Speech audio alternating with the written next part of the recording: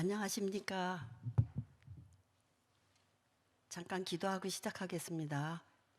사랑의 아버지 하나님, 오늘도 이렇게 귀한 시간을 이 차바에 오도록 하고 또 강의할 수 있는 기회를 주셔서 진실로 감사합니다.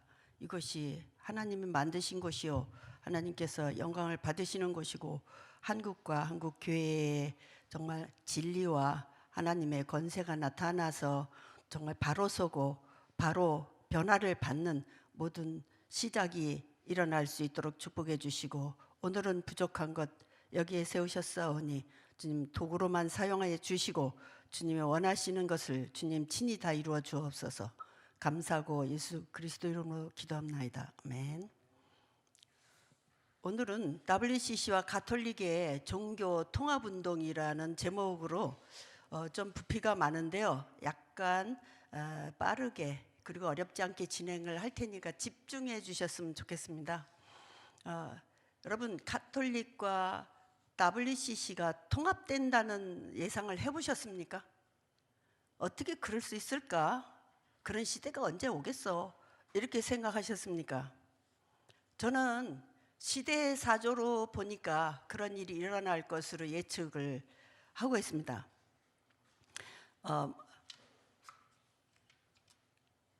그런가? 이게 안 움직여? 예. 우리 2013년에 제10차 WCC 총회가 부산에서 열렸죠. 백스코에서.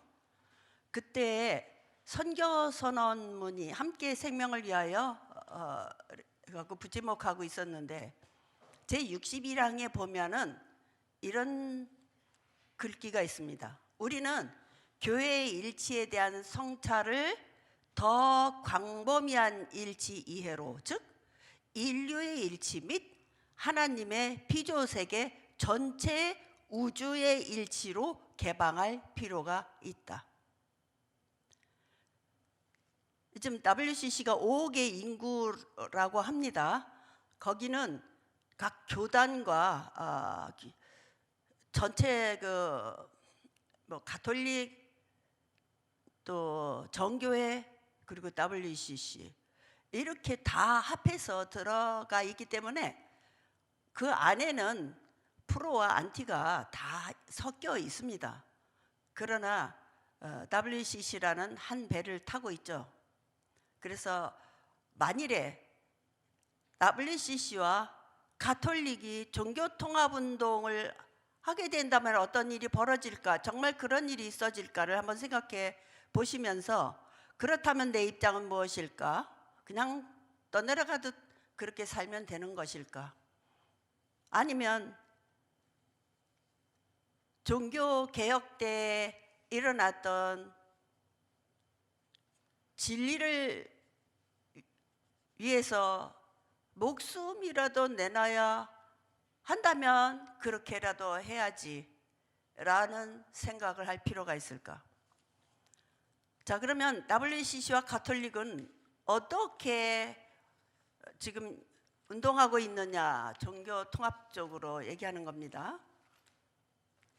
WCC는 우주일치라는 말을 지금 한 것처럼 이런 영혼에 대한 어떤 구원의 메시지를 전하려는 시도는 없어진 지가 옛날이고, 그냥 종교다원주의는 당연한 것이고, 이제는 우주통합이라는 말까지 나왔으니 무슨 신조와 정말 순교 같은 것까지 예측할 수 있는 방향이 되겠습니까? 우리가 그 WCC에 보면은 프로 안티가 섞여 있기 때문에 종교다원주의만이 아니라 신앙 고백적인 전통적인 고백도 섞여 있습니다. 그래서 어느 분과에 들어가냐에 따라서 신앙적인 고백이 더 있는 데도 있고, 일반적으로는 헤드십들이 모두 이 세계 일치 운동 쪽으로 나가기 때문에 다원주의가 있어야 하는 것은 확실한 거죠. 그래서 어떤 성령의 역사, 이것은 그냥 일반 세상 영들이나 또는 악령이나 구별 없이 어떤 기적이나 어떤 초인간적인 역사가 나타나면 일반적으로 하나님의 역사다라고 보는 듯한 그런 방향으로 나가고 있는데, 이런 방향이 이웃과 평화를 유지할 수 있고 또는 세울 수 있는 방향이라고 생각하고 그리로 다 몰리는데, 오직 인류가, 그러니까 신앙 중심이 아니고 고백적이 아니라 가시적인 연합, 보이는 연합을 통해서 하나의 통합체로 흘러가는 대로 기울어지고 있다고 여러 군데서 그것을 입증하고 있습니다. 이것은 제14총회 이후 KBS에서 나온 한 토막인데요. 그 세 사람, 네 사람이 보이죠. 그 맨 거기 남자 중앙에 서 있는 분이 감리교이고요. 감리교 목사님이겠죠. 한국교회 교회협의회, 그러니까 한국기독교교회협의회 총무님입니다. 김영주 목사님이죠. 근데 앞에 가톨릭이라는 말이 붙었는데 그건 KBS에서 붙였는지 스스로 붙였는지는 모르겠어요. 어쨌든 가톨릭하고는 좀 밀접한 관계가 되고 있습니다. 그 다음에 중앙에 원불교 교정원장이라는 분이 있죠. 그 다음에 오른쪽에 이슬람 중앙에 이맘 이주하 이맘이 계십니다. 제가 볼 때는 김영주 그 목사님은 WCC 총무로서 당시 뭐 가톨릭이라고 해도 섭섭하진 않았을 것 같고요. 이주하 이맘은 타키아 전략이라는 그 이슬람 전략이 있는데요.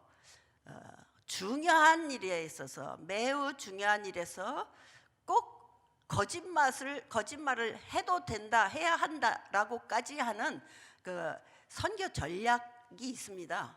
그렇기 때문에 이렇게 또 필요할 때는 마치 종교다원주의자처럼 또 여기 이렇게 얼굴을 내놓고 있죠. 그러나 이슬람 사상상 이맘이 그렇게 그런 게 사실이다라고 볼 사람은 아마 없을 겁니다. 자, 그러면 WCC와 가톨릭의 관계가 언제부터 어떻게 생겼느냐 할 때 그 신앙과 직제에 주로 대표적인 분들이 성공회 사절단이라고 5분이 교황을 찾아 베네딕트 15세를 만나러 로마로 갔습니다. 그래서 함께 가톨릭과 WCC가 하나의 에큐메니칼 공동체로서 일하자고 갔는데, 15세는 하나가 되고 같이 일해야지, 이거 굉장히 좋다. 그러나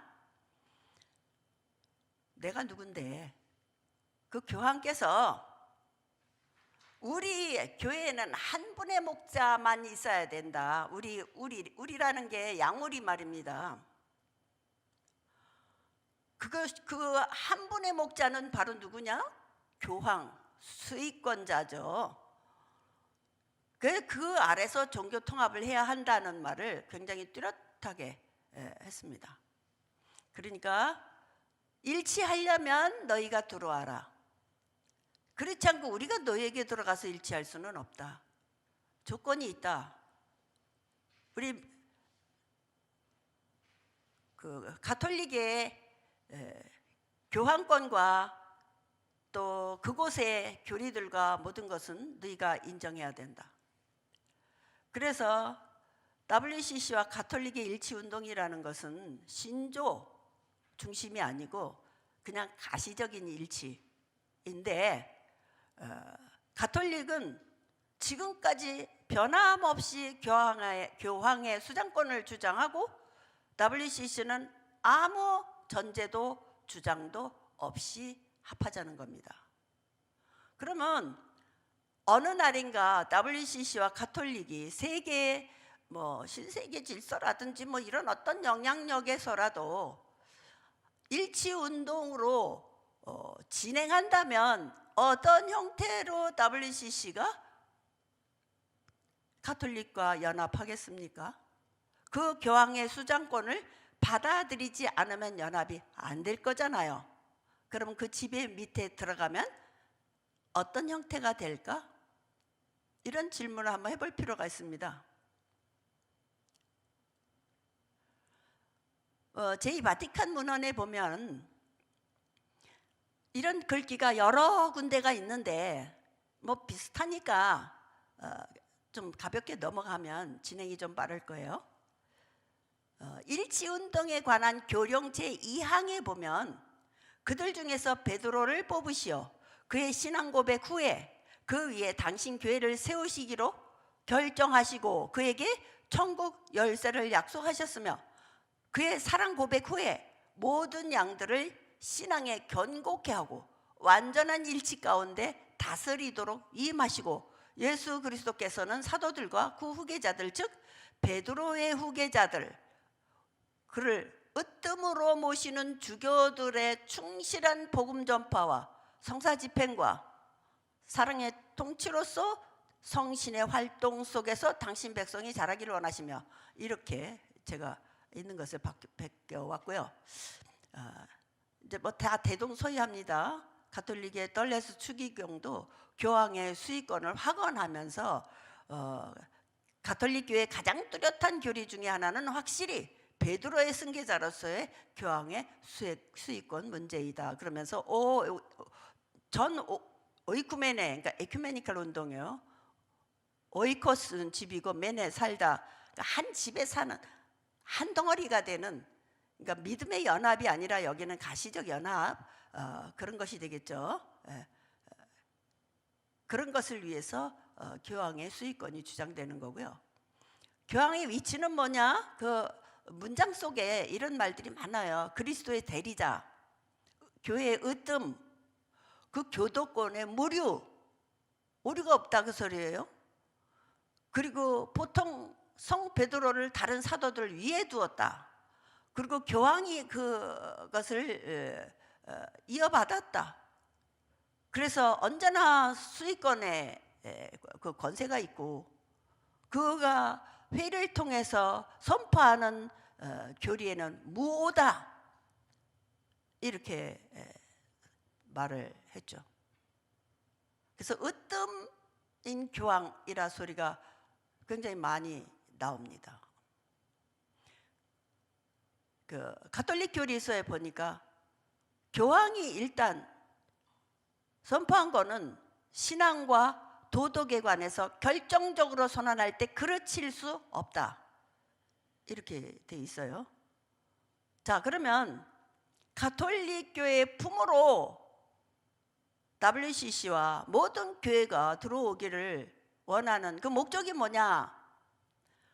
가톨릭 교회를 통해서만 구원 방법의 모든 충족에 도달할 수 있다라고 하면서 그 하나의 거룩하고 또 우주적이고 사도적이고 하는 그거를 이렇게 썼어요. 거룩하고 공본되고 사도로부터 이어나오는 교회, 이것이 하나의 교회다. 그거를 베드로에게 맡겼고 그 사도들에게 위임했고 물론 교황이 그 수에 있고 이렇게 해서 베드로의 후계자 교황과 주교들이 다스리는 교회 안에 모든 구원과 그 방법과 그 충족함이 있다 이렇게 얘기하고요. 그 개신교회, 저는 개혁교회라는 말을 여기 썼어요. 개혁, 리폼. 그러니까 개혁교단 하면 장로교단이지만 개혁교회 하면은 카톨릭에서 개혁하고 나온 개신교회를 말하죠.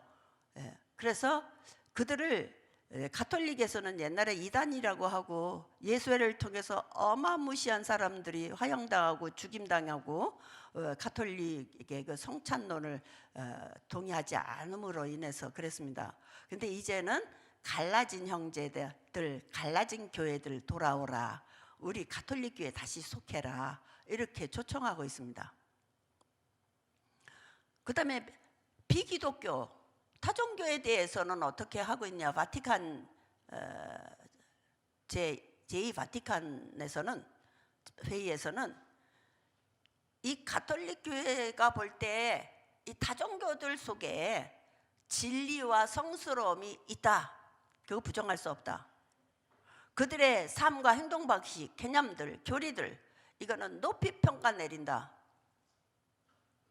이렇게 이제 긍정적으로 말하고, 이슬람교에 대해서는 어떻게 하느냐?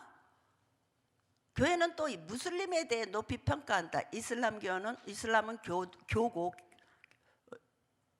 그 무슬림은 사람들이죠. 이슬람교도. 그들은 오직 한 분이신 살아계시고 실존하시며 자비로우시고 전능하신 하나님, 하늘과 땅의 창조자시며 사람들에게 말씀하시는 하나님을 예배한다. 그들의 신앙에서도 아브라함이 그 자신을 하나님의 계획에 복종했듯이 무슬림들은 하나님의 숨겨진 섭리에 주저함 없이 자신들을 복종시킨다. 비록 그를 하나님으로 인정하지는 않지만 예수를 선지자로 존경하며 성 마리아에게 존경을 표하며 때로는 그들의 이름을 경건하게 부른다. 이런 건 조금 거짓말도 있는 것 같아요. 더 나아가 그들의 최후의 심판과 죽은 자의 부활 후에 있을 하나님의 보응을 기다린다. 이런 이유에서 그들은 올바른 삶을 아주 귀중하게 여기며 특별히 기도와 선행과 금식을 통해 하나님을 예배한다. 이렇게 해서 이슬람교도 포용을 합니다. 자, 그러면 제 입장에서 볼 때 성경적인 베드로의 위치는 뭐냐? 성경은 베드로를 교황의 권세와 같은 권세에 두지도 않았고, 베드로는 오히려 자기에게 잘하고 섬기려고 하는 백부장 고넬료에게 섬기지 못하도록, 절하지 못하도록 거절을 했습니다. 성령의 감동으로 예수께 신앙 고백을 한 베드로는 어떻게 이를 또 저질렀느냐? 바요나 시몬아, 네가 복되도라라고 칭찬받고 천국 열쇠까지도 받았는데 조금 후에 예수님의 십자가를 거부하고 절대 십자가 지면 안 됩니다. 죽으면 안 됩니다. 그러니까 예수께서 사탄아, 내 뒤로 물러가라. 너는 나를 넘어지게 하는 자로다라고 큰 책명을 받았습니다. 베드로는 보통 사람 아니에요? 그러면 교황은 누구겠습니까? 이런 베드로의 한계성과 극단적인 실수의 가능성이 교황을 포함한 모든 신도들에게 있지 않겠는가요? 성경에는 사도들은 후계자를 세우지 않았어요. 사도들은 사도를 선정하지 않았다고요. 에베소서 4장 11절에 보면은 예수께서 사도와 선지자와 복음 전하는 자와 목사와 교사로 삼으셔서 성도를 온전케 하고 봉사하는 일을 하게 하셨다라고 하셨는데, 사도들이 세운 후임자들은 장로와 감독과 집사였습니다. 사도들을 임명하지 않았어요. 예수님이 택하신 사도들은 성경을 기록하고 목격자들이기 때문에 그의 삶과 그의 죽음과 부활을 다 목격했고, 또 변화산상에서 특별히 세 제자는 예수님이 누군가를 더 정확하게 체험적으로 경험했습니다. 그리고 예수님은 그 외에 아무도 성경을 쓰도록 허락한 일이 없어요. 여성운동가들이 남성적인 가부장적인 시각으로 성경 썼으니까 고쳐서 그런 시각에서 벗어나서 제대로 바로 써보자 하는 시도가 독일에서도 있었고, 제 유학할 때 한국에 오니까 한국에도 있더라고요. 근데 지금까지 그런 일이 일어날 수가 없었습니다. 성경은 성령의 감동하심으로 기록한 것으로서 누구도 제5복음, 사복음서 다음에 5복음서, 내가복음서 이런 거 쓸 수가 없어요. 그리고 하나님의 대리자라는 언어에 대해서 저는 이것을 대변자라고 고쳐야 된다고 생각을 해봤습니다. 대리자는 하나님 같은 권세를 행할 수가 있죠. 마가복음 9장에는 예수께서 누구든지 첫째가 되고자 하는 자는 무사람의 끝이 되어야 한다. 누구든지 섬김을 받으려면 섬기는 자가 되어야 된다라고 하셨죠. 그리고 마가복음 10장 45절에 누구든지 으뜸이 되고자 하는 자는 모든 사람의 종이 되어야 한다. 인자는 자칭 메시아의 말씀인데 인자라고 했지 제자들이 인자시여 이렇게 부른 일은 없습니다. 인자가 온 것은 섬김을 받으려 함이 아니라 도리어 섬기고 자기 목숨을 많은 사람의 대속물로 주려 함이니라 이렇게 말씀했어요. 그리고 매거 푸는 권한에 대해서도 예수님은 교황에게나 또는 그들의 그 사제에게만 준 것이 아니라 부활하신 예수께서 제자들에게 말씀하셨을 때 물론 제자들이 상대였지만 성령을 받으라 너희가 누구의 죄든지 사하면 사여질 것이요 누구의 죄든지 그대로 두면 그대로 있으리라 하시면서 우리는 우리의 죄를 피차 용서하고 우리들 뭐 우리가 우리 죄를 용서한 같이 우리 죄를 사해 주시고 늘 이렇게 고백도 함과 같이 모든 사람은 죄를 용서해 줘야 되고 내가 용서받았으니까 나도 용서해 줘야지 이런 교훈을 우리에게 주셨고 우리는 그런 주기도문의 말씀같이 형제의 죄를 용서하고 피차 그 죄악의 결박을 풀어줘야 합니다. 그렇지 않으면 너가 다 죄사함 받았는데 너는 내 형제를 풀어주지 않느냐? 나도 너를 풀어줄 수가 없다고 마태복음 18장 같이 그런 참 딱한 결과가 나오죠. 마태복음 6장에 너희가 사람의 잘못을 용서하면 너희 하늘 아버지께서도 너희 잘못을 용서하시려니와 너희가 사람의 잘못을 용서하지 아니하면 너희 아버지께서도 너희 잘못을 용서하지 아니하시리라. 이 용서라는 것은요 어떤 특별히 absolvo 내가 너를 용서하느라 내가 너를 풀어준다 뭐 이렇게 함으로써 다 이루어지는 게 아니고 모든 사람들이 개인적으로 또는 대표성 있게도 서로 이렇게 용서하고 죄의 결박을 풀어줘야 합니다. 너희가 각각 마음으로부터 형제를 용서하지 아니하면 나의 하늘 아버지께서 너희에게 이와 같이 하시리라. 예수님의 말씀입니다. 이건 주교들에게만 한 것이 아니요 모든 하나님의 백성들에게 한 말씀인 줄을 알고 있습니다. 요한계시록에 아주 따끔한 말씀이 있습니다. 내가 이 두루마리의 예언의 말씀을 듣는 모든 사람에게 증언하노니 만일 누구든지 이것들 외에 더하면 하나님이 이 두루마리에 기록된 재앙들을 그에게 더하실 것이요 만일 누구든지 이 두루마리의 예언의 말씀에서 제하여 버리면 하나님이 이 두루마리에 기록된 생명나무와 및 거룩한 성의 참여함을 제하여 버리시리라. 여러분 두렵지 않아요? 가톨릭이 가지고 있는 성경에는 십계명이 우리와 똑같이 써 있습니다. 그런데 실제로 의식서, 기도서 이런 데는 두 번째 계명이 없어요. 근데 왜 십계명이냐? 10번째, 10번째 개념을 둘로 나눴거든요. 두 번째 계명이 제일 길은 말씀이에요. 우상 숭배하지 말고 만들지 말고 거기 절하지 말고 섬기지 말고 그것을 송두리째 빼놨어요. 그럼 하나님 말씀에서 제하여 버린 그 교황은 어떻게 됐을까? 궁금합니다. 자, 성모 마리아 숭배로 넘어갑니다. 이거 외에 성인 숭배, 뭐 우리나라에서는 김대건이요 하고 또 기도도 하고 막 김대건도 숭배하고 이렇게 되는데 시간상 성모 마리아 하나에 대해서만 하겠습니다. 이 원고가 제겐 제일 길지만 빨리 넘어갈 겁니다. 마리아 색이라는 게 있어요. 가톨릭에는 100년이에요. 100년 동안 마리아를 우상화했어요. 마리아 시대라고 부릅니다. 그 시작이 1854년 피우스 9세 때 시작이 된 건데 마리아를 무죄 잉태했다고 결정해버렸습니다. 그리고 선포해버렸어요. 그러면 성경과 똑같은 권위가 있는 진리가 돼버립니다. 그때부터 100년간이 마리아 시대입니다. 제2바티칸 공회에서도 마리아 종신 처녀서를 얘기했어요. 성경에는 그의 동생들이 막 나오는데 1964년 교황 바오로 6세는 마리아를 교회의 어머니로 부르도록 이 교회의 어머니 뭐 하나님의 어머니 이거는 뭐 에베소 교회에서도 이미 그렇게 결정이 된 건데 어쨌든 제2바티칸 공회에서는 성모 마리아를 하나님의 모친이며 우리의 모친이다 이렇게 말해서 갑자기 우리 어머니가 됐어요. 그 다음에 마리아는 부활 승천했다.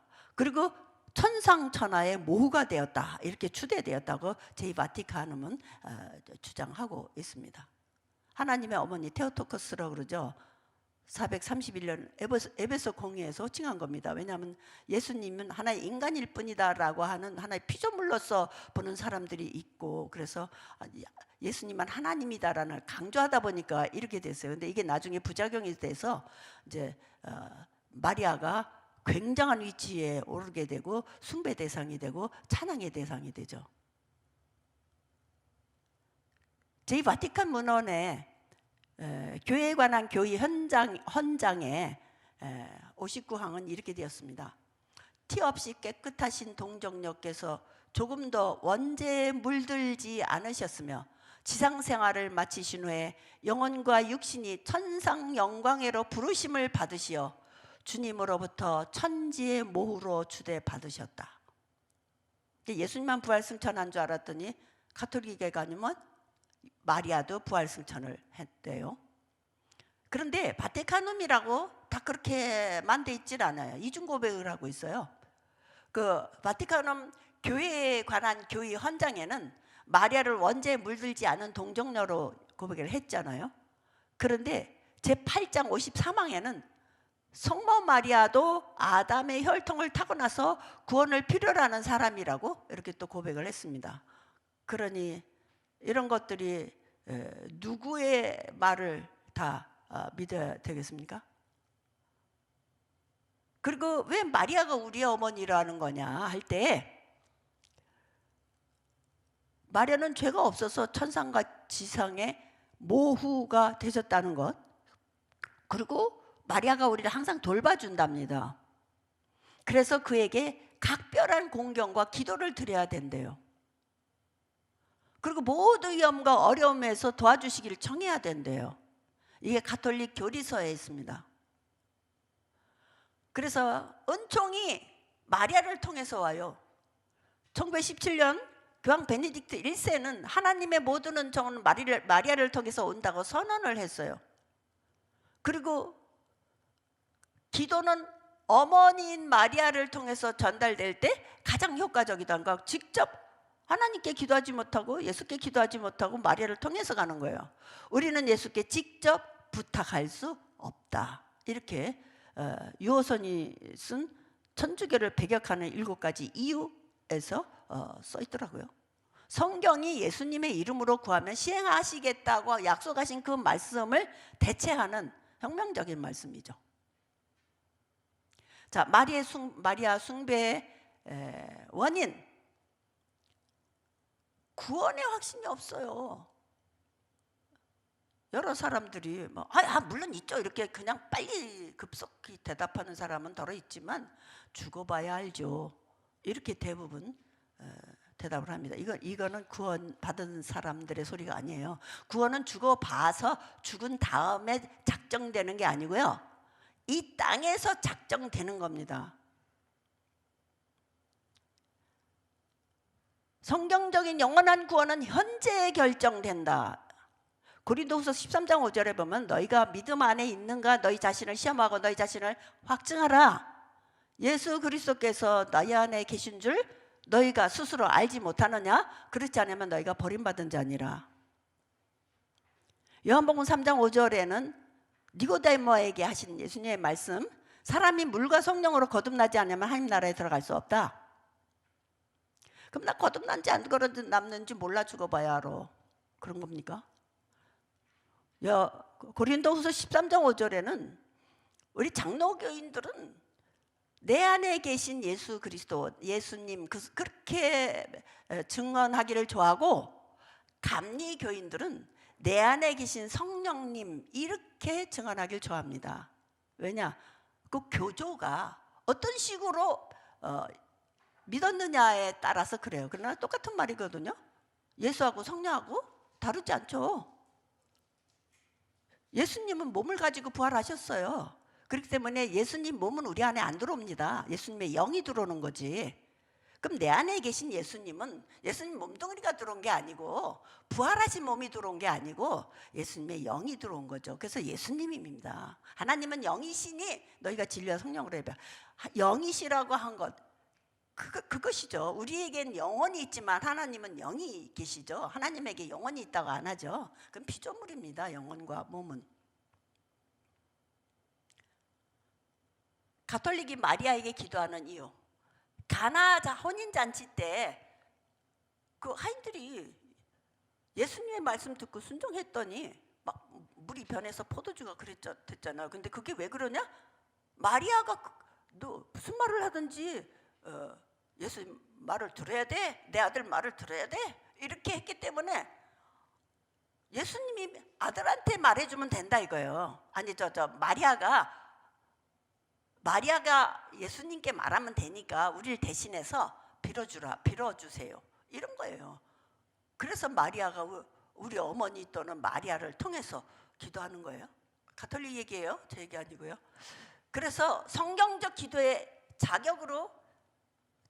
기도의 자격은, 기도하는 사람의 자격은 예수 이름으로 할 때 되죠. 성경은 우리가 예수님의 이름으로 짓고 하라고 가르쳐요. 누구 통해서 하는 게 아니고 짓고 하라고요. 예수님은 우리가 다 친밀하게 교제하기를 원해요.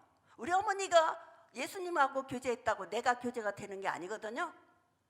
우리 어머니가 믿고 구원받았다고 나는 안 믿어도 따라 구원받는 게 아니거든요. 너희는 내 이름으로 무엇을 구하든지 내가 시행하리라. 그래서 뭐 내가 누구 통해서, 어떤 천사를 통해서 아니면 마리아를 통해서 행할 거다, 그런 말은 성경에 해당되지 않습니다. 아버지로 인하여 아들로 말미암아 아버지께서 아들로 말미암아 영광 받으시도록 아들의 이름으로 무엇이든지 구하면 시행하리라. 우리의 이름으로 뭐 기도하면 되나요? 우리가 다 죄인들인데, 용서받은 죄인이지만 우리의 이름은 하나님의 응답을 끌어내릴 수 없어요. 예수 이름으로 구하면 받으리니 너의 기쁨이 충만하리라. 그래서 누구도 예수님과 우리 사이에 중보나 또는 어떤 중매나 중개를 할 수가 없어요. 할 필요도 없고요. 우리는 예수님과 친교됨으로써 하나님과 하나 되는 어떤 굉장한 사랑과 희열을 체험하지 않나요? 예수님은 마리아를 통해서 하나님께 기도할 것을 명한 적이 없어요. 기도는 예수 그리스도의 이름으로 구하라고 명하셨고, 예수 그리스도의 이름으로 명하면 귀신도 물러가지 않아요? 그런 거 안 해봤어요? 그리하면 들어주시리라고 약속하셨고, 그걸 믿는 사람은 행하는 거고 그대로 되는 걸 체험하는 거예요. 안 믿는 사람은 하지도 않겠지만. 그게 교회사를 통해서 무수하게 증거가 되어 왔다고요. 그래서 가톨릭이 죽은 마리아를 섬기고 그에게 기도하는 것은 하나님과 교제하는 것이에요? 아니면 귀신과 교제하는 거예요? 마리아가 승천했어요? 성경에 그런 얘기 있어요? 없죠. 우리의 도움이, 우리를 돕는 분, 파라클레토스, 도움이란 말이에요. 헬퍼, 변호사, 이런 뜻이에요. 그런 단어는 요한복음 14장 이하 16장까지 보혜사 성령님이고, 요한일서 2장에는 예수님 자신이에요. 부활하신 예수님을 자기는 파라클레토스라고 표현하고 있어요. 대언자, 이렇게 똑같은 단어를 하나는 보혜사를 하나는 대언자로 번역하는 사람이 아마 다른 사람이었을 거예요, 서로.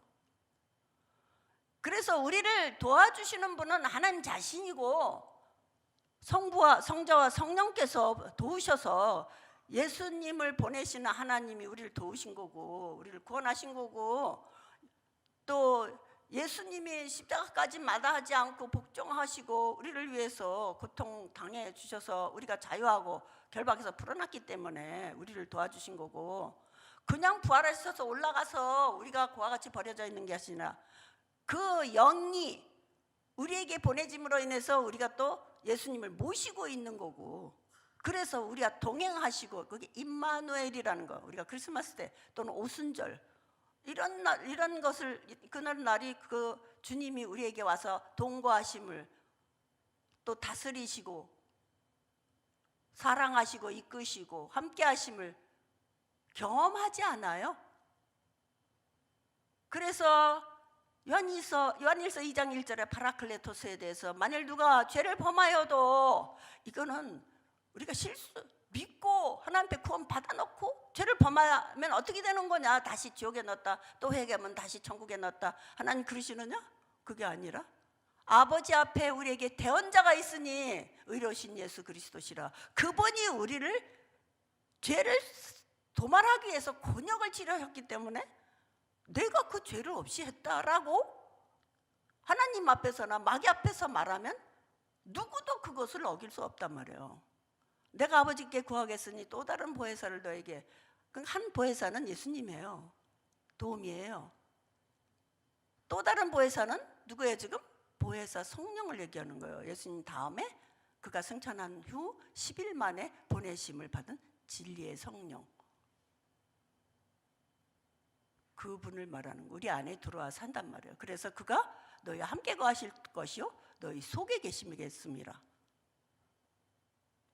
이런 것을 체험해야 된단 말이에요. 그래서 너희 속에 그리스도가 있는가, 너희 속에 예수가 살고 계시나 시험해보라. 고린도후서 13장 5절 아까 봤죠. 너가 그걸 확증하지 못하면 넌 버리운 자니라. 버림을 새로 받았다는 말이 아니라 아담의 후손이 죄로 말미암아 버림받은 것처럼 버림받은 채로 그대로 있느니라, 그 소리예요. 그래서 성경적인 기도 대상은 삼일체 하나님이지 어떤 천사에게도 하지 않고 마리아에게는 더더구나 하지 않습니다. 그리고 성경에 어디에도 마리아의 영혼이 승천했다거나 원죄가 없다거나 그가 모든 제자들보다 으뜸으로 예수님 바로 옆에 서 있는 그런 분이라고는 어떤 피조물도 그렇게 될 수 있다고는 성경에 결코 증거하지 않고 있습니다. 우리 도우미는 오직 예수 그리스도와 그 영인 보혜사예요. 그리고 성도들과의 예수님과 우리는 신랑 신부의 관계죠. 교회가 신부란 말이에요. 교회라는 건 건물이라기보다 그거는 하나님의 백성들의 모임의 장소고 우리 신도들의 모임을 교회라고 성경에 말하고 있습니다. 그 사이에 예수님과 우리 사이에 끼어드는 모든 것은 유형이든 무형이든 우상에 해당됩니다. 그렇지 않아요? 그러면 가톨릭은 왜 우상을 숭배하는가? 가톨릭은 죽은 마리아를 예수님보다 더 가까이 해요. 그러면 가톨릭의 마리아 숭배가 우상인가? 그 대답은 가톨릭 성도들과 마리아의 관계가 어떤지, 예수님과 더 친밀한지 마리아와 더 친밀한지에 달려 있습니다. 압살롬이 다윗을 대신해서 백성의 마음을 다 샀어요. 그러면 백성이 압살롬하고 친하겠어요? 다윗왕하고 친하겠어요? 똑같은 물음이죠. 예수께 갈 때 마리아를 통해서 간다면 우선 마리아의 도움이 필요할 거 아니에요. 마리아가 만일에 안 들어주면 어떡할 거예요? 또 들어줄 수 있나요? 어떤 피조물이 창조자 예수께 설득될 수 없는 사건을 가지고 설득할 수 있겠어요? 예수님과 우리와의 관계는 영적으로 신부와 신랑, 성모 마리아 그 사이에 끼어들 수가 없어요. 우리 로마서 8장 고백에 보면 누가 정죄하리요? 죽이실 뿐 아니라 다시 살아나신 이는 그리스도 예수시니 그는 하나님 우편에 계신 자요 우리를 위하여 간구하는 자시니라. 누가 우리를 그리스도의 사랑에서 끊으리요? 환난이나 곤고나 박해나 기근이나 적신이나 위험이나 칼이랴. 가톨릭 신도들이 신봉하는 마리아가 하나님께 다가가는 도움인지 방해물인지 확실하게 분별할 수 있어야 되겠습니다. 가톨릭이 마리아에게 기도하는 또 다른 성경적인 이유는 십자가상에서 예수님이 제자 여인한테 이분이 내 어머니시다. 그래서 그때부터 모셨죠. 에베소 교회 가면은 이 예수님을 모셨던 그 요한의 무덤도 있더라고요. 제 기억에는. 그런데 우리의 어머니로 마리아를 섬기는 이유가 바로 이 제자 요한이 어머니를 섬겼기 때문이라는 겁니다. 예수님의 모친 숭배 문제, 누가 내 어머니며 동생들이냐 하고 물으셨을 때, 그때가 언제예요? 예수가 귀신에 들렸다 이렇게들 하니까 정말이야? 하고 그 형제 자매들이 막 예수님 붙잡으러 쫓아나왔어요. 그러니까 예수님 얼마나 기분 나쁘겠어요. 그래서 그건 제 코멘트고요. 둘러앉은 자들한테 누가 내 어머니고 내 동생들이냐 이렇게 물었어요. 바로 여러분들이 내 형제고 내 자매고 내 어머니라. 그게 거부 반응을 나타내는 거예요. 영분별 못하고 그렇게 예수님을 대했다는 것에 대해서 이런 말씀이 나왔습니다. 마리아를 지나치게 초인간으로 숭배해서는 안 될 것이죠. 그 다음에 마리아 승천 기념일이 있어요. 그것은 초대교회 때부터가 아니라 1950년 최근이에요. 피우스 9세가 교황이 마리아 승천설을 규정한 겁니다. 그때부터 마리아는 승천한 거예요. 금년에 1900 이게 몇 년도냐? 한국을 방문한 프란시스코 교황이 8월 15일에 월드컵 경기장에서 성모 승천 대축일을 미사로 봉헌했어요.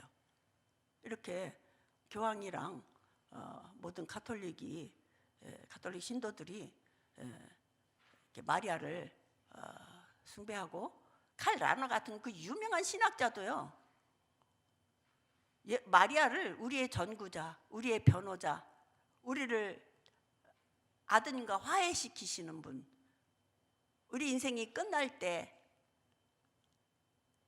아드님을, 즉 예수님을 우리에게 보여주소서, 이제와 우리 죽을 때 우리 죄인을 위하여 빌어주소서, 이렇게 기도를 했더라고요. 그런 대학자가 마리아를 모든 은총의 중재자라고 고백을 했어요. 자, 기도의 대상으로서 가톨릭은 흠숭하고 상경하고 공경하고 이런 차별을 두었습니다.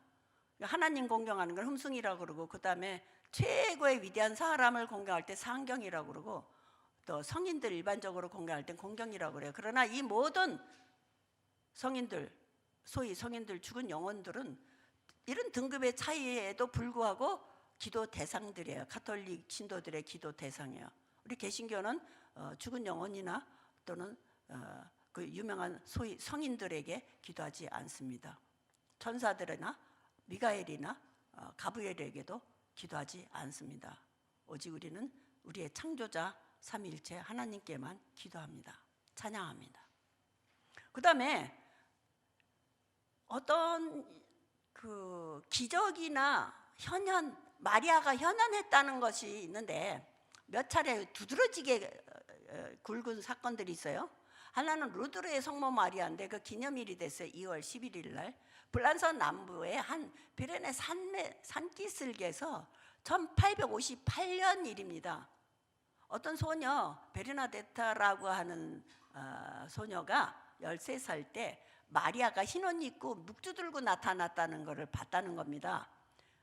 그래서 그 로사리오 장미꽃송이를 이제 바치고 그래서 그 묵주 기도를 그때부터 바치게 됐다. 이런 묵주 기도의 이유와 근원이 설명되어 있는 책이 있더라고요. 그리고 13세기에 마리아가 도미니칸 신도에게 또 나타나가지고 묵주를 주었다고 하고요. 그 다음에 이 로사리오는 그 묵주다발인데 뭐 장미꽃 다발 같은 거에 의미가 있겠죠. 150개의 구슬이 달리고 15단으로 돼 있어요. 그러면 그 15개를 다 돌리면은 성모송을 150번 부르는 겁니다. 성모송을. 우리 예수님은 언제 찬양 받으시나? 그래서 묵주의 기도의 의미는 로사리오 기도라고도 하는데 전체 복음의 요약이라고 합니다. 그 마리아 교리 문답집에 그렇게 돼 있어요. 묵주는 성모 마리아의 눈을 통해서 예수님의 생애 환희와 고통과 영광의 신비를 묵상하는 데 사용된다. 그래서 교황 바오로 6세가 마리아에게 로사리오를 자주 바쳐라 이렇게 권했고요. 마리아가 또 나타났는데 갈멜산에 동정 성마리아 기념일이라고 하는 날이 있는데 1726년에 교황 베네딕토 13세가 제정한 거예요. 18세기인데 그때 갈멜산에 나타난 마리아가 무슨 일을 했냐? 수도사 시몬 스톡이라는 사람이 있는데 1251년에 이미 벌써 500년 전이죠. 1726년보다 훨씬 전에 성모 마리아가 나타났단 말이야. 그래서 어떤 옷 조각을 주면서 어떤 헝겊 같은 거 주면서 이 옷을 입고 살면 죽어서 영원한 불의 탐을 면하리라 약속했대요.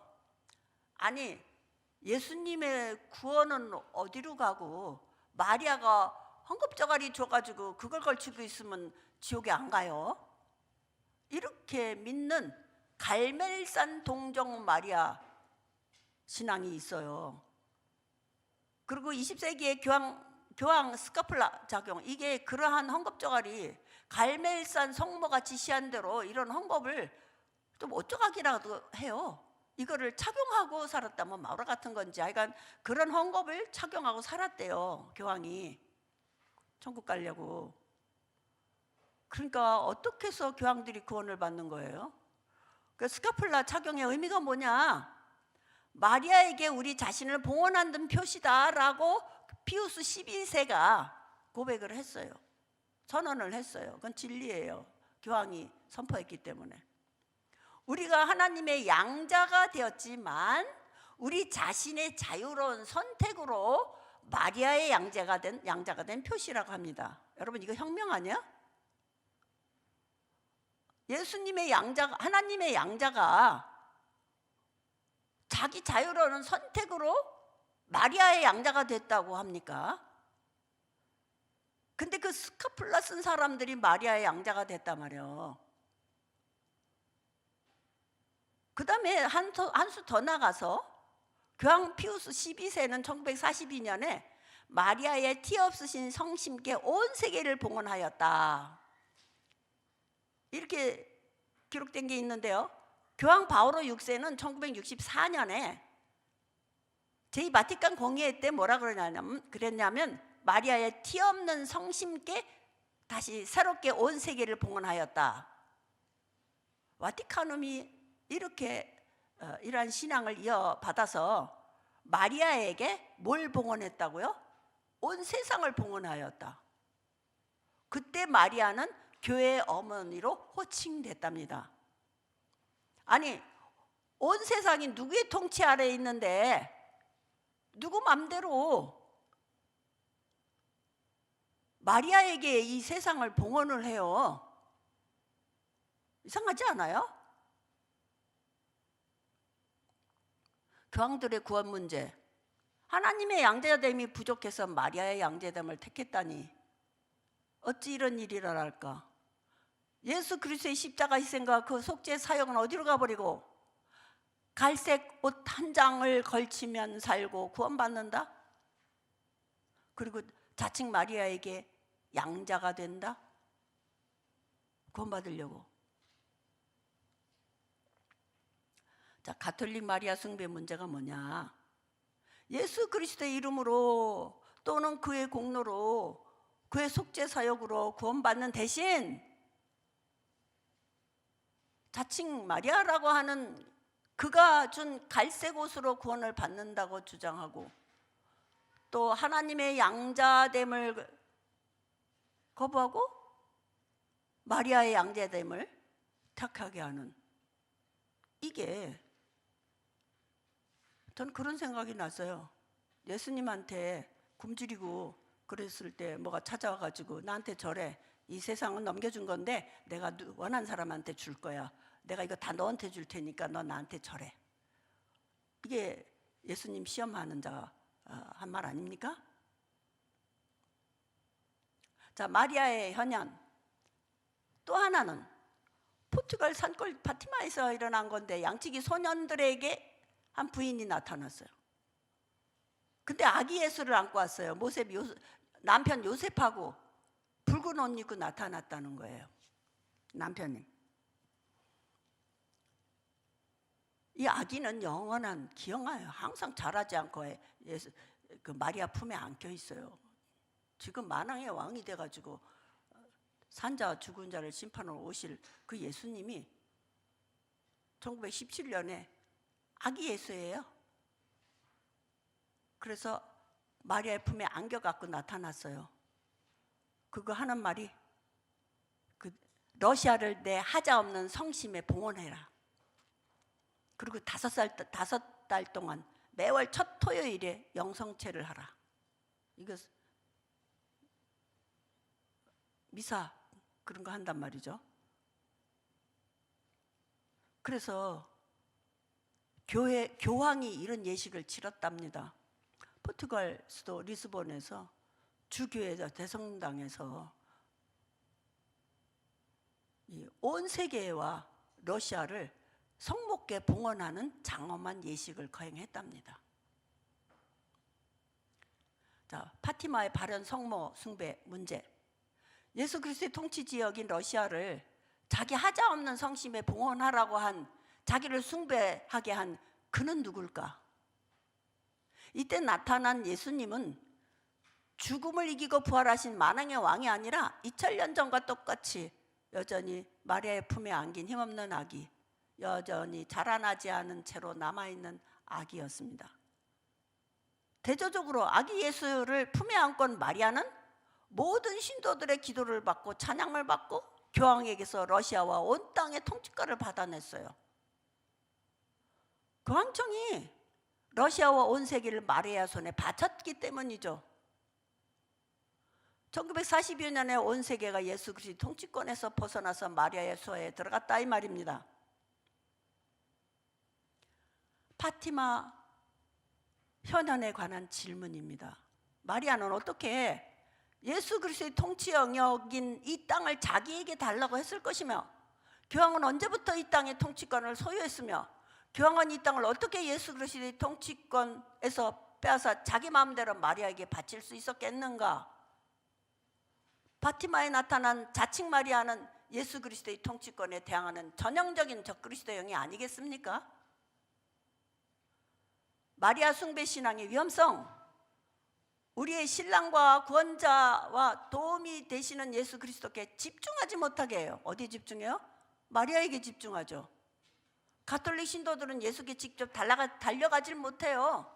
마리아를 거쳐서 가려고 하기 때문에 자연적으로 마리아와 더 가깝게 되고, 예수께서 친히 하실 일들을 죽은 마리아에게서 기대하는 거죠.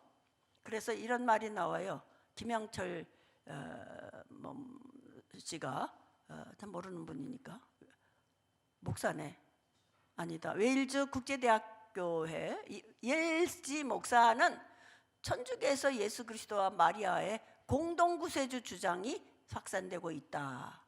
그래서 한국교회예요. 경계해라.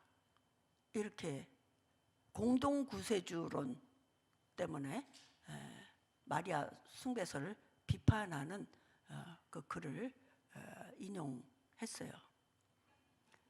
누가복음 4장 5절, 마귀가 또 예수를 이끌고 올라가서 순식간에 천하만국을 보이며 이르되 이 모든 권위와 그 영광을 내가 네게 주리니 이것은 내게 넘겨진 것이므로 내가 원하는 자에게 주노라. 그러므로 네가 만일 내게 절하면 다 네 것이 되리라. 예수께서 대답하여 이르시되 기록된 바 너희 하나님께 경배하고 다만 그를 섬기라 하였느니라. 자, 그다음에 구원의 척도에 대해서 얘기해 보겠습니다. 구원의 척도 또는 진리의 척도, 이것은 우리가 잘 알대로 성경 말씀 아닙니까? 환상이나 꿈이나 진리와 어떤 그런 것들이 진리의 척도가 될 수 있습니까? 환상이나 꿈이나 어떤 것들이요? 진리의 척도는 오직 성령의 감동하심으로 기록된 하나님 말씀뿐이죠. 가톨릭교의 진리의 척도는 뭐예요? 성경만이 아니죠. 교황의 선언이죠. 그걸 이제 전통이라고 하는데 이 교황의 선언도 전통이 들어가죠. 그러니까 환상과 꿈이 어디로부터 온 건지, 하나님에게서 온 건지, 악한 영역에서 온 건지 그런 판단 기준이 없어요. 왜냐하면 성경 말씀이 유일한 진리의 척도가 아니기 때문에. 그러니까 영적 분별력이 파괴돼 버리는 거예요. 진리의 척도는 성경적인 기초에 서 있지 않고는 어떤 인간의 신비 체험, 뭐 무당의 체험, 마귀의 체험, 또 거룩한 하나님의 사람들의 체험, 이런 것들이 그냥 한 냄비 속에 다 들어가가지고 진리의 척도가 되면 얼마나 위험한 일입니까? 우리에게 성령이 내재하고 그러므로 예수님과 친밀하게 되고 그런 소통, 교통, 그런 사랑의 교제, 이런 것이 바로 오순절에 내린 성령과 우리가 회개하면서 성령을 선물로 받으리라는 하나님 말씀의 실체, 실현, 성취, 이런 것들을 우리는 체험하며 성령과 성도 사이의 친밀술보다 더 친밀한 사이가 어디 있어요? 거기 마리아가 왜 끼어들어요? 마리아는 성령처럼 사람 안에 들어올 수 없어요. 만일 마리아의 영혼이 성령처럼 신도들에게 들어온다면 우리는 그런 걸 무당이라고 부릅니다. 그런데 가톨릭 신자들은 왜 하나님보다 죽은 마리아를 더 친근하게 대할까요? 마리아 숭배 신앙의 강령술적 현상이 죽은 자의 발현, 이것을 우리가 샤머니즘 문화권이기 때문에 잘 경험하는데, 모든 무당들과 기독교 이단들이 환상이나 꿈으로 신비 체험을 합니다. 그 신비 체험은 진리의 척도가 아니죠. 성경적인 성모 마리아는 어떤 분이냐? 오순절을 기다리며 제자들과 함께 마음을 같이하여 회개하고 성령을 선물로 받은 사람들 중에 있었어요. 오순절에 성령을 받은 성모 마리아도 다른 제자들처럼 변화를 받은 새 사람들 중에 있었어요.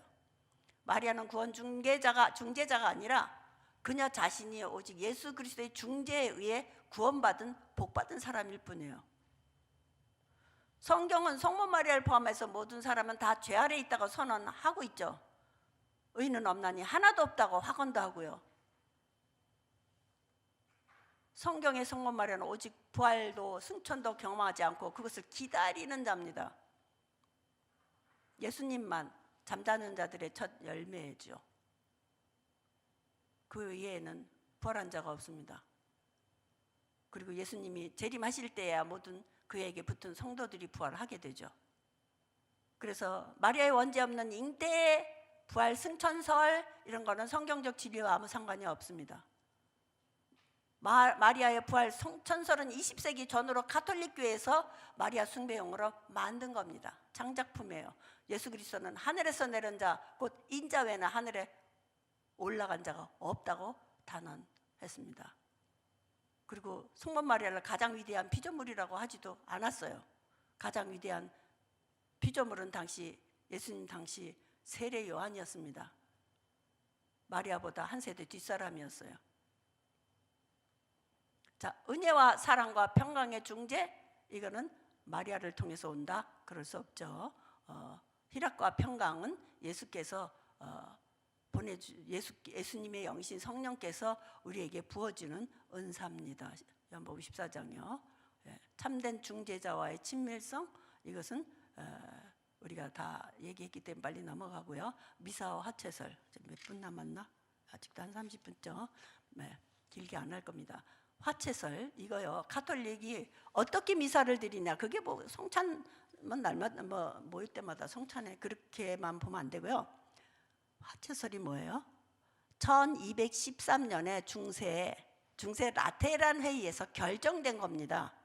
그전에는 화채설이 아니었어요. 그냥 우리가 성경에 써 있는 대로 우리가 행하는 성찬식을 행했던 것으로 저는 그렇게 미루어 알고 있습니다. 화채설의 의미가 뭐냐? 예수께서 최후의 만찬 때 이것을 받아 먹으라, 이것은 내 몸이니라, 이렇게 말한 것에서부터입니다. 그래서 제자들에게 빵을 나눠주면서 뭐라 그랬느냐? 이것을 너희끼리 가서 행하고 나의 죽음을 땅끝까지 전해라. 이렇게 분부하셨는데 화채설은 예수님이 이게 내 몸이다 할 때 그 순간, 신부가 선언하는 그 순간에 정말 예수님의 몸 가신 진짜 몸이 된대요. 근데 보이기는 빵인데 하나도 변함이 없는데 그게 예수님의 살아계신 그 예수님으로 변하는 거예요. 그래서 화채설이에요. 그거 안 믿는다고 얼마나 많은 사람들이 불태워 죽임 당했는데요. 개혁시대 때, 종교개혁 때. 예수회에 의해서. 예수회는 그 개혁자들 타도하려고 만들어진 교단이거든요. 화채란 성만찬을 통해 빵과 포도주의 본질이 그 외형은 그대로 유지된 채 그리스도의 몸과 피로 변화된다는 것을 말합니다. 그래서 특징이 뭐냐? 가톨릭 교회 성만찬용 빵은 성찬식 때마다 그리스도가 반복적으로 희생제물이 되는 거예요. 그래서 현재하는 겁니다. 예수님이 현재, 임재죠. 라테란 회의 때 이러한 기적은 어떻게 일어나냐? 정당하게 서임된 사제들이 할 때만 일어난다. 빵이 예수님의 그 희생 제물인 몸이 된단 말이에요. 그러니까 빵 안에 있는 예수님, 그 문제가 생겨요. 예수님이 이는 내 몸이라고 제자들에게 나눠줄 때 그 즉시 예수님 빵 안에 있거든요. 그런데 예수님이 두 분이에요. 이는 내 몸이라고 말하는 예수님이 있고 빵 속으로 들어가 버린 예수님이 있고요. 그게 말이 됩니까? 그러니까 예수님은 이는 내 몸이라 하듯이 나는 문이다, 나는 포도나무다, 나는 길이다. 그러면 문이 예수고 문마다 다 예수고 포도나무가 다 예수입니까? 이렇게 뭘 문맥상 어떻게 이해해야 될지를 그냥 생각 없이 이는 내 몸이다 해서 화채설을 만들어서 예수님을 기념하고 온 땅이 그들의 기도와 더불어서 구원을 함께 받는 그런 신앙까지 발전했습니다. 그래서 성경을 보면 이는 내 몸이니 나를 기념하라 그랬지 예수님이 되게 하라고 명한 데는 한 군데도 없어요. 예수님은 제자들에게 그 빵을 하나님께 바치라고 안 했어요. 제자들에게 주면서 받아 먹으라고 하셨죠. 이렇게 성찬식을 행하는 의미는 예수님의 사랑과 희생을 기념하고 예수님 재림하시는 날까지 후손들에게 이 메시지를 전하고 복음을 전해서 예수님께 돌아와 예수님을 영접하고 그 성찬을 기념하는 그런 일을 하라는 의도지. 그리고 또 하나는 사제들만 잔을 받아요. 평신도들에게는 빵을 안 나눠줘요. 빵만 나눠줘요. 잔은 안 나눠주고. 그 독일에서 들으니까 그 개신교들이 저 사람들은 눈만 천국 가. 눈. 그래서 왜 그래? 그러니까 보잖아. 성찬 할 때 잔은 안 주니까 눈으로 보잖아. 그러니까 눈만 천국 가게 생겼어. 이러더라고. 그 농담이지만 왜 분잔을 안 해줘요? 그 예수님 피를 쏟아서 밟을까 봐 그러는 거 아닌가요? 잔의 내용물 이거는 포도주인지 포도즙인지 알지 못하지만 희한한 일이 2014년에 프란치스코 교황이 2014년가는 우리 2013년 WCC 총회가 열렸던 그 다음 해네. 그때요 교황이 한국에 와서 미사를 거행했어요. 근데 저는 DVD를 봤거든요. 포도주 잔 또는 포도즙 상관없이 포도 줄 거예요. 그 잔 안에 포도나무에서 난 거라 그랬으니까 준이든 잔이 그 잔 안에 뭐가 들었냐를 분석하기보다 거기 물을 섞더라고요. 그러면서 그것을 코멘트하는데 그리스도의 신성과 사람의 인성을 섞는 의식이라고 하더라고요. 희한하죠? 예수님이 성육신할 때 인성을 입으셨죠. 그리고 부활할 때 변화된 인성을 안고 올라가셨어요. 그래서 언제든지 예수님은 100% 하나님이고 100% 인간입니다. 그러니 인간을 포용하고 있는, 사랑하고 있는 그 하나님의 사랑의 크기라는 건 정량을 할 수가 없죠. 그런 예수님이 왜 여기 포도주 잔에 물하고 섞어서 인성이 거기 신성에 또는 신성이 인성에 보태집니까? 자, 그렇게 해서 넘어가고요. 이게 중요한 건 히브리서에 미사를 드릴 때마다 예수님이 속죄 제물이 되는 것이 아니고, 히브리서에는 예수님의 의리제를 속나기 위해서 에파팍스 once for all, 단 한 번에 완전히 이루신 뜻을 여러 군데 말하고 있어요. 히브리서 9장 12절, 9장 26절, 9장 28절, 10장 10절로 14절. 단번에 다 이루셨단 말이에요. 반복적으로 할 필요가 없어요. 짐승제사 할 때나 반복으로 하지. 사제가 반복적으로 희생제를 행할 필요가 없음을 확언하는 그런 구절이 많아요. 근데 예수 그리스도의 몸을 단번에 들이심으로 우리가 거룩함을 입었는데, 제사장이 그들은 반복적으로 계속 제사를 지내기 때문에 더 온전한 희생제사라고 얘기를 합니다. 그런데 이것은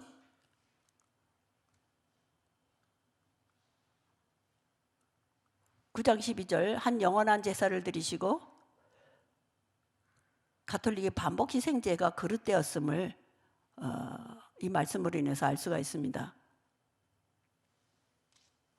그래서 성경에 의한 이 가톨릭의 희생제가 아니고, 이것은 중세 가톨릭 교회의 창작물입니다.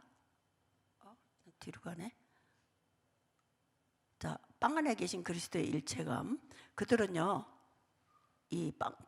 빵이 예수님으로 된 것이 엄청난 신앙 체험적인 고백이에요.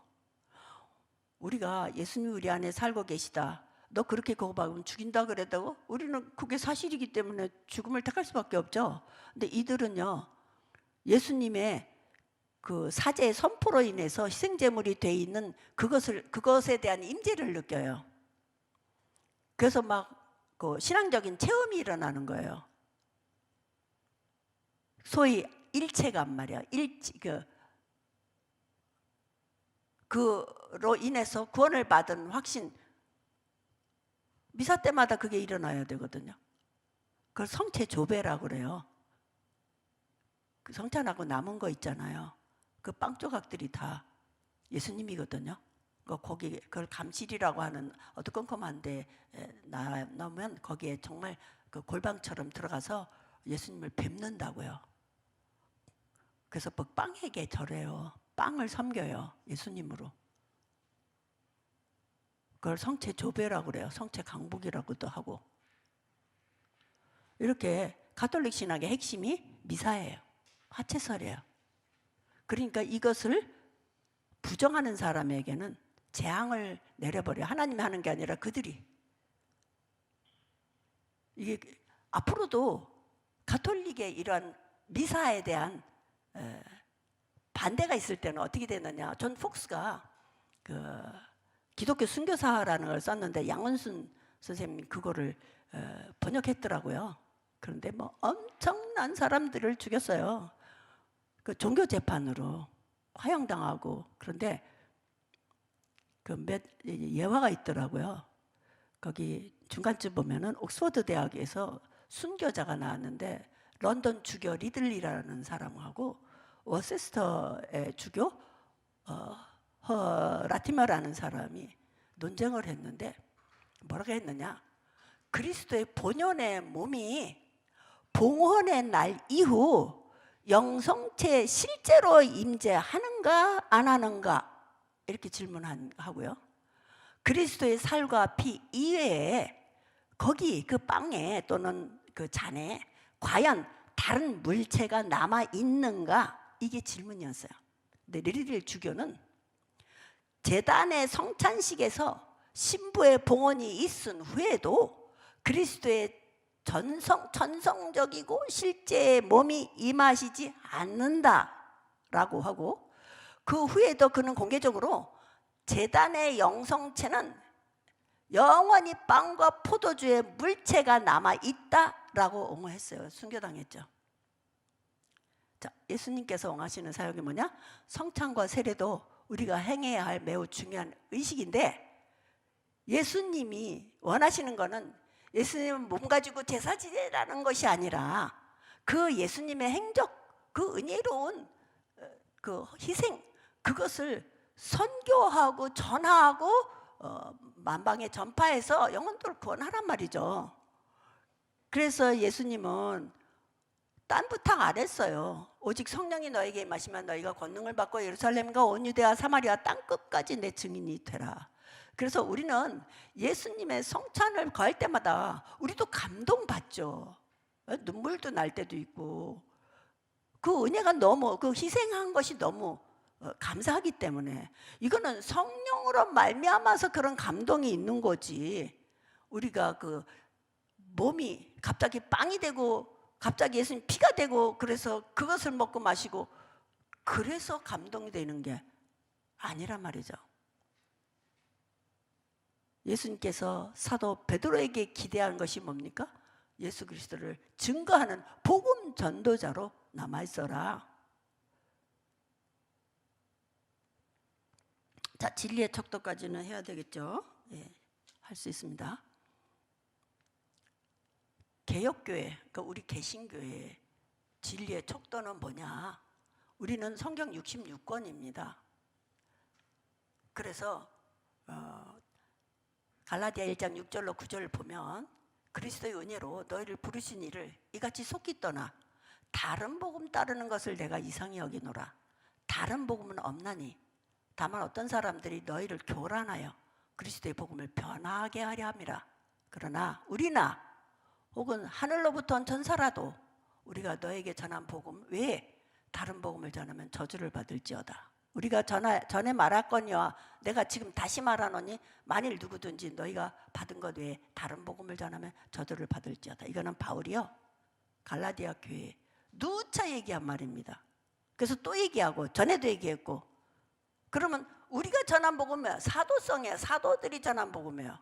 목격자들이 전한 복음이고 스스로 배운 거고 성령을 받아서 성경을 쓰고 그런 복음인데 그것을 우리도 못 변한다. 누구도 어떤 존재도 그건 변할 수가 없다. 그거 변하면 저주가 와. 그건 뭐예요? 복음의 출처가 뭐란 말이에요? 그건 하나님이에요. 사도들이 썼으면 변하면 되죠. 근데 자기들도 못 변한다 하잖아. 자기들도 변하면 저주받는다잖아. 이 복음이 어떻게 해서 우리에게 전해진 건데요? 요한계시록 아까 봤죠? 이 연의 말씀을 듣는 사람에게 말한다. 이것에게 더하거나 빼거나 하면은 너희가 거룩한 하나님 나라에 참여할 수 없다. 디모데후서 3장 16절 모든 성경은 하나님의 감동으로 된 것으로 교훈과 책망과 바르게 함과 의로 교육하기에 유익하다. 제가 독일에서 공부를 했는데 한참 문서 비판, 전통 비판 뭐 그런 비판하는 신학이 막 그냥 퍼졌을 때 불투만 찢기지 않대서들 배웠어요. 그런데 한 학기 내내 성경은 성령의 감동으로 기록된 말을 하는 사람이 한 사람도 없어요. 저는 제가 잘못 들었나 해서 듣고 또 듣고 딴 사람들 듣고 반복 듣고 막 그랬어요. 신학을 안 하고 가서 거기서 시작했으니까. 그러니까 성령의 감동으로 성경이 기록된 거냐? 아니면 그 쪼가리들 모아가지고 이렇게 넣었다 빼고 막 이렇게 해서 만들어진 거냐? 그 데살로니가후서 3장 6절에 형제들아 우리 주 예수 그리스도의 이름으로 너희를 명하노니 게으르게 행하지 말고 우리에게서 받은 전통대로 행하지 아니하는 모든 형제에게서 떠나라. 그럼 이 전통이 뭐예요? 가톨릭적인 전통, 교황이 선포하는 전통이 아닙니다. 이거는 사도와 선지자들의 터에 쓴 그 성경적인 전통을 얘기하는 거죠. 개혁교회 전통이 뭐냐? 고린도전서 3장에 이 닦아둔 것 외에 능히 다른 터를 닦아둘 자가 없으니 이 터는 곧 예수 그리스도시라. 너희는 사도들과 선지자들의 터 위에 세우심을 입은 자라. 그리스도 예수께서 친히 모퉁이 돌이 되셨느니라. 데살로니가후서 3장 6절 금방 읽었고요. 가톨릭 교회 진리의 기준은 뭐냐? 성경과 전통. 트리엔트 공의회에서 종교 개혁자들에게 대항하려고 성경과 전통 둘 다를 신앙의 근거라고 결정을 해버렸습니다. 그러면 가톨릭의 전통의 뜻이 뭐냐? 가톨릭 공의회 헌장 우리가 다뤘죠. 그리고 교황이 발표한 교령들과 선언문들 무오해요. 그 전통이 성경 말씀과 대치되면 전통이 우선돼요. 그거는 자연스럽게. 제2 바티칸음에서 교회에 관한 교회 헌장에 뭐라 그랬느냐? 가톨릭 교회 전통은 영원한 진리의 기둥과 기초다 라고 선언하고 있어요. 자, 가톨릭 교회 경전은 몇 개냐? 우린 66권 알죠? 가톨릭은 히브리어에서 성경을 번역하지 않고 셉터긴타라고 하는 알렉산드리아에서 만든 70인역 성경에서 라틴어로 번역을 했어요. 그래가지고 더 숫자가 늘어났어요. 외경들이라고 그래요. 그거를 뭐 토빗, 유딧, 마카베어 뭐 이걸 1, 2, 3, 4로 하기도 하고 상하원이라고도 하고 지에서, 집에서, 바룩서 이렇게 이 외경들이 있는데 이거 뭐 그냥 뭐 역사 정치 뭐 지혜서 뭐 그런 것들이에요. 기도문도 있고 이것들을 성경이라고 인정한 게 언제냐? 16세기 트리엔트 공의회에서였어요. 전부터 그런 게 아니라고요. 자, 개신교의 의례는 성례와 성찬과 세례 그들은 7개가 있어요. 뭐 이거 다 성경에 예수님 명하신 것들이 아니에요. 무슨 결혼, 무슨 혼인, 무슨 신품성사, 병자위안 기도, 뭐 성체성사, 성세성사 이런 것들이 있는데 시간 없어서 나가고요.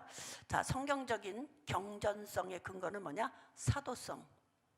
사도들이 전한 복음, 왜 다른 복음을 전하면 저주를 받을지어다. 우리가 갈라디아서 1장에서 봤죠. 사도들은 유일한 목격자고 그의 삶과 죽음과 부활을 목격한 사람들입니다. 그래서 사도들에게 이 복음을 전파할 것을 사명으로 줬고요. 그리스도 중심성, 신구약이 그리스도를 중심으로 예언이 되고 성취가 됐어요. 그 외에 어떤 이상한 것들을 중심으로 하면 이단들이 많이 출현하죠. 어떤 점을 두드러지게 막 크게 확대시켜가지고 어떤 거는 빼놓고 막 그리고 성경의 자증성, 성경 자체가 성령으로 말미암아서 진리를 선포하고 진리를 믿게 하고 진리로 인도하고 그런 이런 것들이 입니다. 그래서 제가 1시간 반 동안에 이 많은 거를 다뤘습니다. 서로 대화하고 마주보고 질문하고 대답하면 좋을 텐데 그것이 안 이루어지니까 기도하고 마치겠습니다. 사랑의 아버지 하나님 감사합니다. 우리가 어찌 주의 복음을 접했고 우리가 주님의 백성이 됐고 자녀들이 됐고 주님의 함께 하시는 그 귀한 삶을 살 수 있는지 정말 감사합니다. 주님의 말씀이 많이 공격을 받고 또 존중받지 못하는 이 시대에 세속주의가 팽배해가고 하나님을 거역하는 문화의 물결이 막 동서남북에서 에워쌀 때 우리가 이렇게 차바라는 곳에서 진리를 수호하고 사랑하고 또 복음을 위해서 헌신하는 이런 것이 있음을 감사하고 이곳에 또 부족한 사람이 온 것도 감사합니다. 우리들이 오직 주를 위해 있고 우리 목숨이 주님께 드려지고 또 주님의 기뻐하는 일을 위하여 주님의 대변자가 될 수 있도록 주님이 우리를 통해서 주님이 하시고 싶은 일을 능히 하실 수 있도록 준비된 우리들이 되고 또한 그런 권세와 그런 은혜가 이곳에 더욱더 넘쳐서 하나님께 큰 영광 돌릴 수 있게 해주시옵소서. 감사하고 예수 그리스도 이름으로 기도합나이다. 아멘. 마쳤습니다.